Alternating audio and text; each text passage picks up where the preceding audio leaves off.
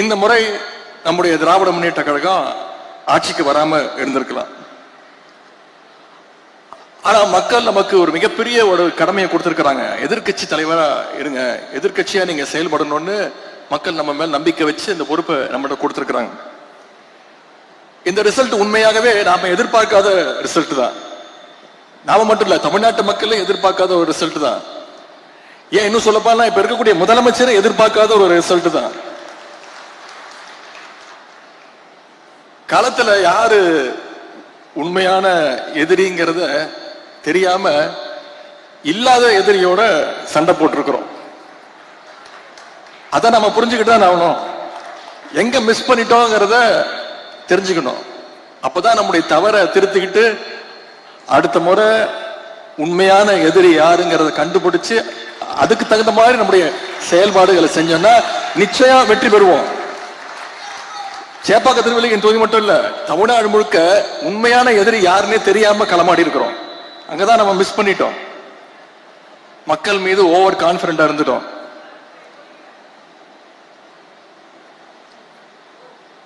ஊர் ஊரா போய் ஓட்டு கேட்டோம், தெரு தெருவா ஓட்டு கேட்டோம். நம்ம தலைவர் தமிழ்நாடு முழுக்க போய் ஓட்டு கேட்டாரு. ஆனா எங்க தெரியும் மிஸ் பண்ணிட்டோம்?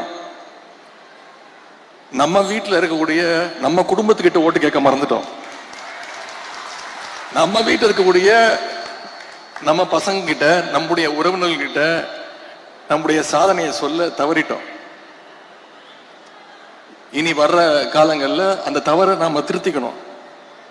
முதல்ல நம்ம வீட்டு பசங்களை அரசியல் படுத்தணும்.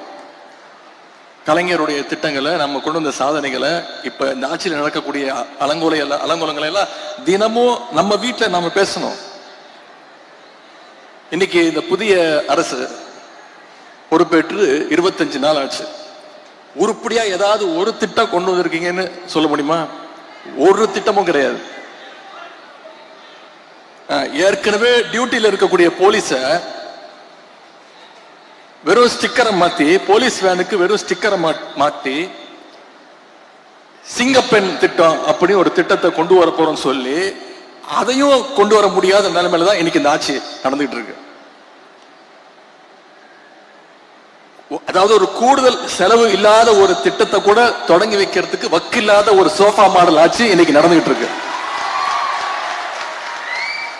யோசிச்சு பாருங்க, 2021 நம்ம தலைவர் முதலமைச்சர் பொறுப்பு ஏற்கும்போது முதல் நாள் கையெழுத்து போட்டார். என்னென்ன திட்டங்கள் நம்ம கொண்டு வந்தோம்? மகளிருக்கு விடியல் பயண திட்டம் முதல் கையெழுத்து போட்டார். முதல் நாளே கொண்டு வந்தாரு. அப்ப இருந்த நிலைமை என்ன உங்களுக்கு தெரியும். நிதி நிலைமை மோசம். கொரோனா 2வது நாள் லாக்டவுன். முதல் நாளே கையெழுத்து போட்டார். மகளிர் விடியல் பயண திட்டம் கொண்டு வந்தாரு. கொரோனா நிவாரண நிதியா ஒவ்வொரு ரேஷன் அட்டைக்கும் 4000 ரூபாய் கொடுத்தார் நம்முடைய தலைவர். ஆவின் பால் லிட்டருக்கு 3 ரூபாய் குறைச்சாரு. பெட்ரோல் விலைய 2 ரூபாய் குறைச்சோம். இதெல்லாம் பண்ணது நம்முடைய திராவிட மாடல் அரசு, நம்முடைய கழக தலைவர் அவர்கள். ஆனா இன்னைக்கு இந்த சோஃபா மாடல் அரசு ஏதாவது ஒரு திட்டத்தை நிறைவேற்றி இருக்கிறாங்களா? நாம இந்த தேர்தலில் சில லட்சம் வாக்குகள் வித்தியாசத்துல தான் வெற்றி வாய்ப்பை இழந்திருக்கிறோம். நம்மளை விட ஒரு 16 லட்சம் வாக்குகள் அதிகம் பெற்று இன்னைக்கு இந்த ஆட்சி அமைஞ்சிருக்கு. அவங்க எப்படி ஆட்சி அமைஞ்சாங்க, 4ஆம் தேதிக்கு அப்புறம் என்னென்ன கூத்து நடந்ததுங்கிறதுலாம் நீங்க அத்தனை பேரும் தொலைக்காட்சியில பார்த்திருப்பீங்க. 4ஆம் தேதி இரவு நம்முடைய வெற்றி பெற்ற சட்டமன்ற உறுப்பினர்கள்லாம் தமிழ்நாட்டிலிருந்து எல்லா மாவட்டங்கள்ல இருந்தும் கிளம்பி சென்னைக்கு வரத்துக்கு, தலைவரை பார்க்கறதுக்கு பஸ்ல டிக்கெட்டு, ட்ரெயின்ல டிக்கெட்டு, பிளைட்ல டிக்கெட்டு புக் பண்ணிட்டு இருந்தாங்க. ஆனா இன்னைக்கு இருக்கக்கூடிய ஆளுங்கட்சி சட்டமன்ற உறுப்பினர்களும் அண்ணா திராவிட முன்னேற்ற கழகத்துடைய சட்டமன்ற உறுப்பினர்களும் யாருக்கும் தெரியாம திருட்டுத்தனமா எங்க போய் தங்கலான்னு ரிசார்ட்ல ரூம் புக் பண்ணிட்டு இருந்தாங்க. இதுதான் நம்ம திராவிட முன்னேற்ற கழகத்திற்கும் மற்ற இயக்கத்துக்கும் உள்ள வித்தியாசம். இதுதான் ஒரு தொண்டன் தலைமை மீது வச்சிருக்கக்கூடிய நம்பிக்கை. எந்த காலத்திலையும் திராவிட முன்னேற்ற கழகம் அந்த ரிசார்ட் பாலிடிக்ஸ், கூவத்தூர் மாதிரி ஒரு ரிசார்ட் பாலிடிக்ஸ் நம்முடைய தலைவர், நம்முடைய திராவிட முன்னேற்ற கழகம் என்னைக்கும் பண்ணாது. முக்கியமா தேர்தல் முடிவுகள் முழுசா வர்றதுக்கு முன்னாடியே நம்ம கூட கூட்டணி வச்சிருந்த கூடிய காங்கிரஸ் இயக்கம், துரோக கூட்டம்.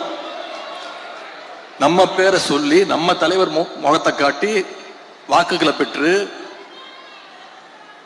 தலைவரை பார்த்து ஒரு நன்றி கூட சொல்லாம ஓடி போச்சு அந்த நன்றி கெட்ட கூட்டம். திமுக காரன் என்னைக்கும் மறக்க மாட்டான், மறக்க கூடாது. தமிழ்நாட்டு மக்களும் மறக்க மாட்டாங்க. 5 எம்எல்ஏக்களை அவங்களுக்கு சப்போர்ட் பண்ண வச்சு ஆட்சி அமைச்சாங்க. அது மட்டும் இல்ல, நம்முடைய கூட்டணியில் ஜெயிச்ச இன்னும் சில கூட்டணி கட்சிகள்ல நம்ம தலைவர்கிட்ட வந்து சொல்லிட்டு தலைவர் தான் போயிட்டு வாங்கினாங்க. நம்ம தலைவர் தயவு தான் இன்னைக்கு ஆட்சி நடந்துகிட்டு இருக்கு. ஆனா என்ன, முதல்ல போகும்போது வெளியில இருந்து ஆதரவுன்னு சொல்லிட்டு போனாங்க. அங்க போனோன்னு ஆசை யார விட்டுச்சு. முதல்ல எங்க போனாலும், இந்த முதலமைச்சர் எங்க போனாலும் முதல்ல சோஃபா போவோம். சோஃபா பின்னாடியே முதலமைச்சர் போவாரு. இப்ப அமைச்சரவையிலையும் இடம் பெற்றுறாங்க. அவங்களுக்கு வாழ்த்துக்கள். அவங்க எல்லாம் அமைச்சர் ஆகிறதுக்கு முன்னாடியே சட்டமன்றத்தில் அவங்களுக்கு வாழ்த்து சொன்னவன் தான் இந்த எதிர்கட்சி தலைவர். இதெல்லாம் நடக்கும்னு எனக்கு தெரியும். இப்படி நம்முடைய தலைவருடைய உழைப்பால வெற்றி பெற்று அந்த கட்சியுடைய ஆதரவோடு தான் இன்னைக்கு இந்த சோஃபா மாடல் ஆட்சி நடைபெற்றுக் கொண்டிருக்கிறது. இங்க இருக்கக்கூடிய ஆளுங்கட்சி இன்னைக்கு 108 இடங்கள்ல வெற்றி பெற்றிருக்கிறாங்க.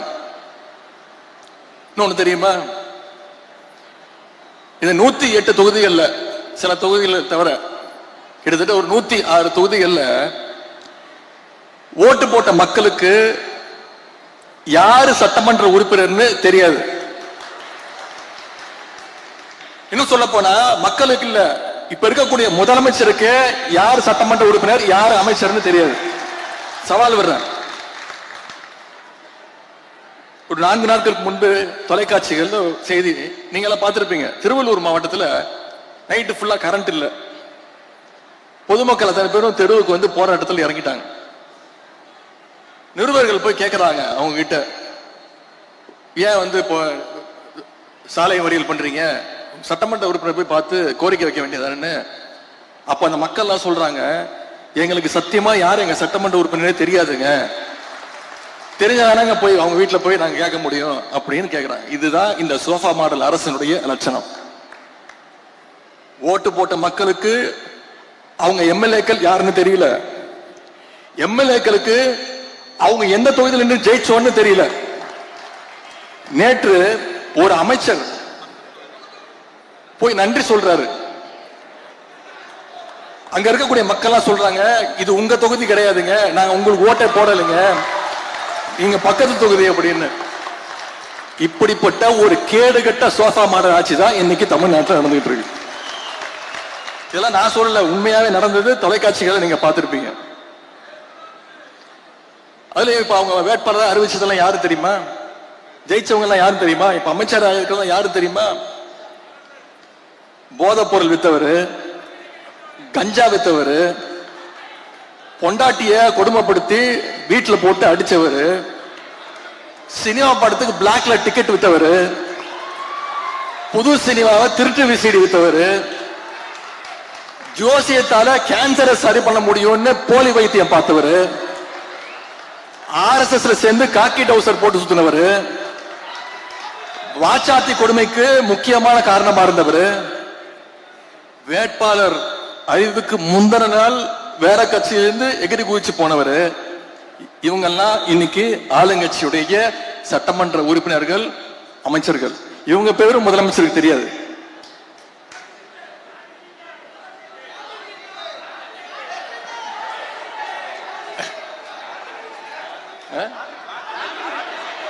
அது வேற இருக்கா, லாட்டரி டிக்கெட் வித்தவர.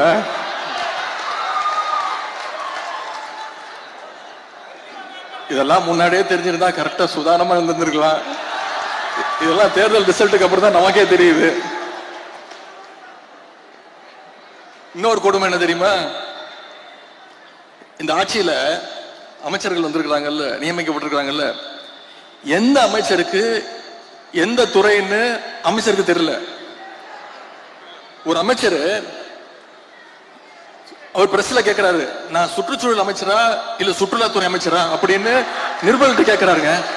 இந்த மாதிரி ஒரு கேடு கெட்ட ஆட்சி எங்க பாத்திருக்கீங்களா? அமைச்சருக்கு தெரியல என்ன பொறுப்புன்னு, எந்த இலாக்கான்னு தெரியல, நிருபரை பார்த்து கேட்கிறாரு. ஒரு பழமொழி சொல்லுவாங்க, ஒரு கோமாளி அரண்மனைக்கு போறதாலேயே அவன் அரசன் ஆயிட மாட்டான், அந்த அரண்மனை தான் சர்க்கஸ் கூடாரமாக மாறிவிடும் அப்படின்னு ஒரு பழமொழி சொல்லுவாங்க. இன்னைக்கு அது நடந்துகிட்டு இருக்கு, கண்ணு முன்னாடி நடந்துகிட்டு இருக்கு. ஆனா ஒரு கோமாளி இல்ல, எல்லாமே கோமாளி. ரம்மியில சொல்லுவாங்கல்ல, 13 ஜோக்கரா வந்தா என்னையா பண்றது அப்படின்னு, அந்த நிலைமையில இன்னைக்கு இந்த சோஃபா மாடல் அரசு நடந்துகிட்டு இருக்கு. இதைத்தான் நம்முடைய தலைவர் சொன்னாங்க, இங்க அமைஞ்சிருக்கிறது ஒரு மாயாஜால கவர்ச்சி ஆட்சி அமைஞ்சிருக்கு அப்படின்னு சொன்னாங்க. 2 நாளுக்கு முன்பு நம்முடைய சிஎம் சார் நன்றி சொல்றதுக்காக திருச்சிக்கு போனாரு.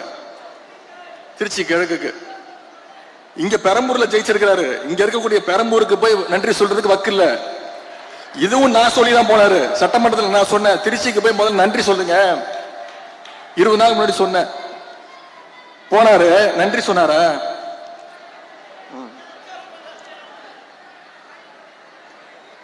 பொதுவா ஒரு முதலமைச்சர் ஆனதுக்கு பிறகு நம்முடைய தலைவர் இந்த 5 வருஷத்துல எந்த மாவட்டத்துக்கு போனாலும் அந்த மாவட்டத்துக்கு புது திட்டங்களை போய் அறிவிப்பாங்க. ஏதாவது ஒரு திட்டத்தை அறிவிச்சாரா? திருச்சிக்கு போனாரு, ஏதாவது திட்டத்தை அறிவிச்சாரா? ஒரு திட்டமும் கிடையாது. திருச்சி கிழக்குல இன்னும் 6 மாசத்துல இடைத்தேர்தல் வரப்போகுது. அதுக்கான பிரச்சாரத்துக்காக போயிட்டு அவர் எப்ப வாயை திறந்தாலும் அவர் வாயிலிருந்து வர வார்த்தை ஒன்னே ஒண்ணுதான், எல்லாத்துக்கும் காரணம் திமுக தான்.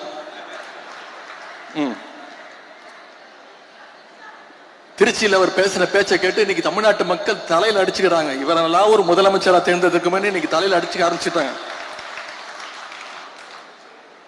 சொல்றாரு, அதுல கோபம் வருது அவருக்கு, கவர்ச்சியால தான் ஆட்சிக்கு வந்தீங்கன்னு என்ன பார்த்து சொல்றாங்க அப்படின்னு முதலமைச்சருக்கு சிஎம் சாருக்கு கோபம் வருது. சரி, கவர்ச்சியில் ஜெயிக்காம நீங்க எதை வச்சு ஜெயிச்சீங்க சொல்லுங்க பாப்போம். ஏதாவது ஒரு 2 காரணம் சொல்லுங்க பாப்போம். கலைஞர் மாதிரி இந்திய எதிர்ப்பு போராட்டத்தில் கைது பண்ணி போராட்டம் பண்ணி ஜெயிலுக்கு போயிட்டு வந்தீங்களா? சரி, எங்க தலைவர் மாதிரி மிசா கொடுமையில 1 வருஷம் உள்ள இருந்து வந்தீங்களா? கட்சி ஆரம்பிச்சே 2 வருஷம் தான் ஆகுது. மாநில உரிமைகளுக்காக என்னைக்காவது குரல் கொடுத்திருக்கிறீங்களா? ஒன்றிய பாஜக அரசு ஏதாவது குரல் கொடுத்திருக்கிறீங்களா? பின்ன வேற எதை வச்சு நீங்க ஆட்சிக்கு வந்தீங்க? ஏதாவது ஒரு போராட்டம் பண்ணிருக்கீங்களா? எல்லாத்தையும் விடுங்க, தமிழ்நாடு முழுக்க போய் மக்களை சந்திச்சு உங்க கொள்கை தான் சொல்லி ஓட்டு கேட்டீங்களா? உங்க வேட்பாளர் பேர் உங்களுக்கு தெரியுமா? எதுவுமே தெரியாது. இதைத்தான் எங்களுடைய தலைவர் அவர்கள் கவர்ச்சி அரசியல் எங்களுடைய தலைவர் அவர்கள் சொன்னாங்க. அது மட்டும் இன்னொன்னு சொல்றாரு, அவர் வாயில நல்லா வந்துருமா? வாயில என்ன வரும்? தமிழ்நாட்டு மக்கள் வாயில நிறைய வரும். தமிழ்நாட்டு மக்கள் காத்துக்கிட்டு இருக்காங்க, இந்த முதலமைச்சர் வாயில ஏதாவது ஒரு நல்ல வார்த்தை வருமா அப்படின்னு, ஏதாவது ஒரு திட்டங்கள் வருமான்னு இன்னைக்கு காத்துக்கிட்டு இருக்காங்க. இது வரைக்கும் உருப்படியா ஒன்னும் வரல. எந்த பிரச்சனையை கேட்டாலும் திமுக வெர்சஸ் தாவேகா, எதை பத்தி கேட்டாலும் திமுக செய்கின்ற சதி. இப்படிப்பட்ட ஒரு முதலமைச்சரை இன்னைக்கு தமிழ்நாட்டு மக்கள் தேர்ந்தெடுத்துட்டாங்க. அந்த முடிவை நம்ம ஏத்துக்கிட்டு தான் ஆகணும். அது மட்டும் இல்ல, தூரசக்தி, ஓரசக்தி, பாரசக்தின்னு நம்முடைய திரைப்பட இயக்குனர் திரு டி ராஜேந்தர் மாதிரி ரைமிங்கா டயலாக் பேசுறாரு. திமுகவுக்கு வயசு 75, பவள விழா ஆண்டு தாண்டி போயிட்டு இருக்கிறோம். திமுக நாங்க பார்க்காத வெற்றியும் கிடையாது, நாங்க பார்க்காத தோல்வியும் கிடையாது. எவ்வளவு பெரிய தோல்வியா இருந்தாலும் மீண்டு எந்திரிச்சு வருவோம். எங்க தலைவர் எங்களை அப்படிதான் ட்ரெயின் பண்ணிருக்கிறாரு. ஆனா எந்த காலத்திலையும் திமுக மக்களை விட்டு தூரமா நின்னதே கிடையாது. இன்னைக்கு உங்க கூட ஒட்டிக்கிட்டு இருக்குது காங்கிரஸ் கட்சி. 1976ஆம் ஆண்டு எமர்ஜென்சி கொண்டு வந்துச்சு தமிழ்நாட்டில்.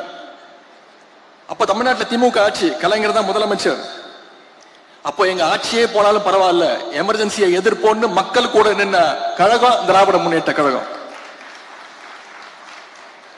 என்னைக்கும் மக்களை விட்டு தூரமா பயந்து பார்த்து யாருக்கும் பயந்து ஓடுற கூட்டம் கிடையாது நம்முடைய திமுக.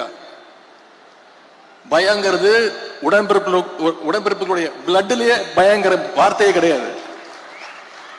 இன்னும் கொஞ்ச நாள்ல மக்கள் பார்க்க போறாங்க யார் தூரமா நிக்க போறது, யார் ஓட போறது அப்படிங்கறத மக்கள் விரைவில் தெரிஞ்சுப்பாங்க. இப்பதான் 25 நாள் தான் ஆச்சு. இன்னைக்கு ஒரு அரசு விழாவில், தமிழ்நாட்டு அரசு விழாவில் தமிழ்தாய் வாழ்த்து 3வது இடத்துக்கு போயிருச்சு. இத ஓரமா நின்று வேடிக்கை பார்த்தது யாரு? திருவள்ளுவருக்கு மீண்டும் காவி பெயிண்ட் அடிக்க ஆரம்பிச்சுட்டாங்க. இத பத்தி பேசுறதுக்கு வக்கு இல்லாம பயந்தாங்கோலியா இன்னைக்கு ஓரமா நின்று வேடிக்கை பார்த்துட்டு இருக்கிறது யாரு?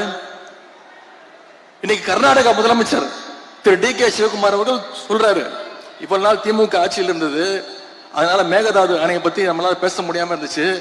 இன்னைக்கு திமுக ஆட்சியை விட்டு போயிடுச்சு, இனிமே நமக்கு கவலை கிடையாது, மேகதாது அணையை கட்டுவோம் அப்படின்னு சொல்லும் போது அதை பத்தி எதிர்த்து குரல் கொடுக்க கூடாத ஒரு வக்கு இல்லாத ஆட்சி இன்னைக்கு யாரு நின்று வேடிக்கை பார்த்துட்டு இருக்கிறது? இப்படி நாளுக்கு நாள் தமிழ்நாட்டில் தொடர்ந்து பாத்தீங்கன்னா அந்த 25 நாள் எவ்வளவு கொலைகள், கொள்ளைகள், பாலியல் பலாத்காரங்கள் தொடர்ந்து வந்துகிட்டு இருக்கு. குழந்தையிலிருந்து பாட்டி வரைக்கும் பாலியல் வன்கொடுமையால எல்லாரும் பாதிக்கப்பட்டு இருக்கிறாங்க.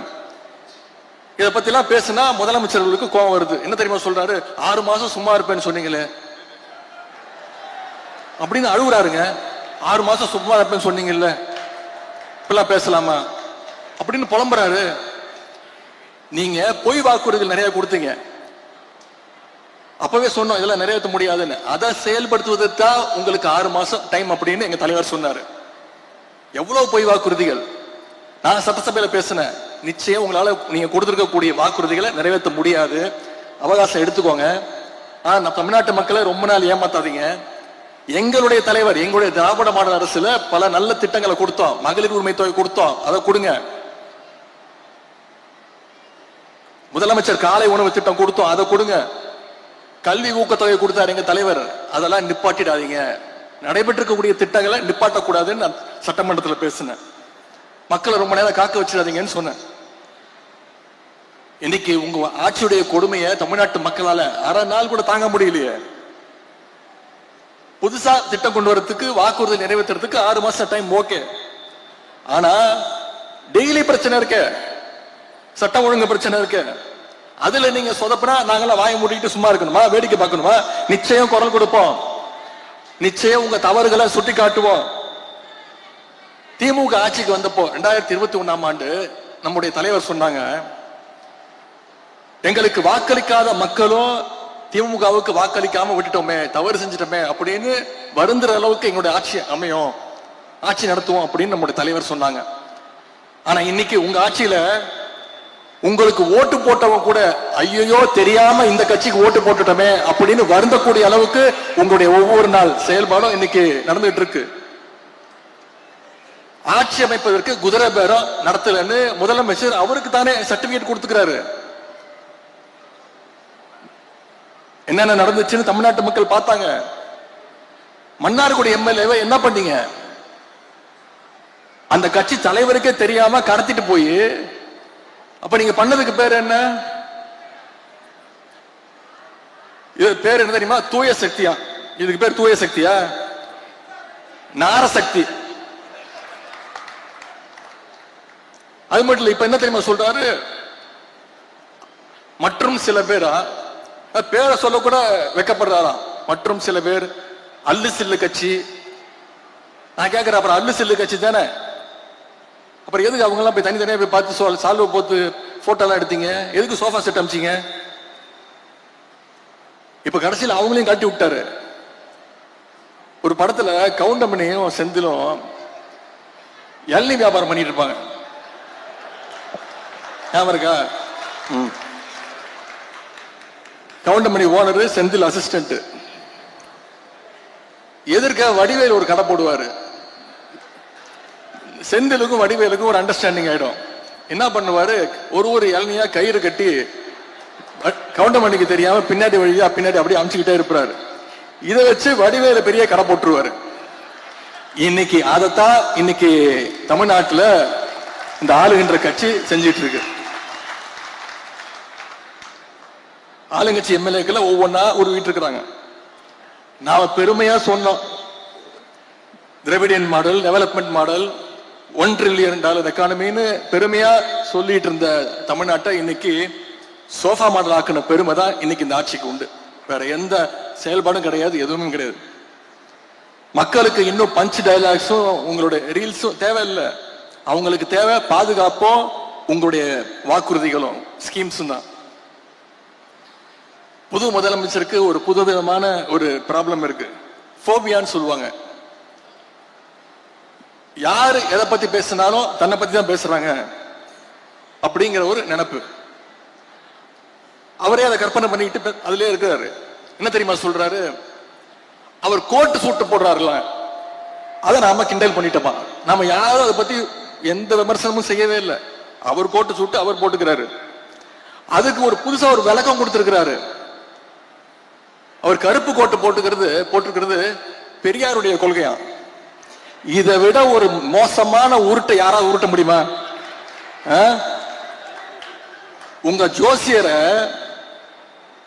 அபிஷியல் கவர்மெண்ட் அட்வைசரா முயற்சி பண்ணி பல்பு வாங்கின ஒரு உண்மையான பெரியாரிஸ்ட் இருந்தாலும், நீங்க கோட்டு சூட்டு போடுறதுல எங்களுக்கு பிரச்சனையே கிடையாது.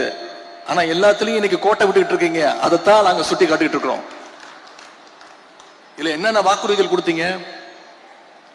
ஏதாவது ஒண்ணு காப்பாத்துனீங்களா? முக்கியமா விவசாயிகளுக்கு பயிர்க்கடன், 5 ஏக்கர் வரை வச்சிருக்க விவசாயிகளுடைய பயிர்க்கடனை தள்ளுபடி செய்வேன்னு சொல்லிட்டு இன்னைக்கு அவங்களுக்கு பட்டநாமம் போட்டாச்சு. இன்னைக்கு அவங்க எல்லாம் தெருவில் இறங்கிட்டாங்க, போராட்டம் பண்றதுக்கு ஆரம்பிச்சிட்டாங்க. இன்னொரு பொய் வாக்குறுதி கொடுத்தாரு, 200 யூனிட் வரைக்கும் இலவச மின்சாரம் தருவோம்னு சொல்லிட்டு இன்னைக்கு என்ன சொல்றாரு, 500 யூனிட்டுக்கு மேல மின்சாரம் பயன்படுத்தி இருந்தா 200 யூனிட் ஃப்ரீ கிடையாது அப்படின்னு இன்னொரு நாமத்தையும் போட்டாரு.